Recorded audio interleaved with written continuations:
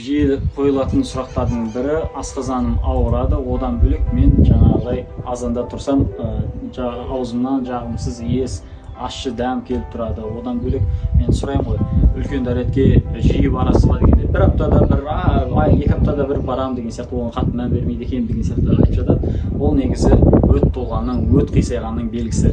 Бұндай жағдайда сізге құрттамыр өнімі жақсы көмектеседі. Құрттамыр шөп дәрісі, жаңағы құрттамыр, жиен-шен, алтын тамыр, тағы да басқа шөптер қосылып жасалатын осы асқазанды, өтті емдеуге арналған шөп дәрі.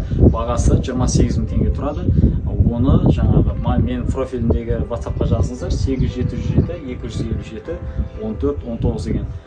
Сол кезде заказ ете аласыздар.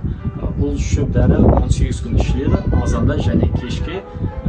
Оны алғаннан кейін подробно толығырақ айтатын боламын. Осындай ем қажет болған таныстарыңызға, әсіресе қазір көбісінде өт толған ғой, әсіресе мама папаларыңызға алып берсеңіздер болады. Өте жақсы көмектеседі, емдейді.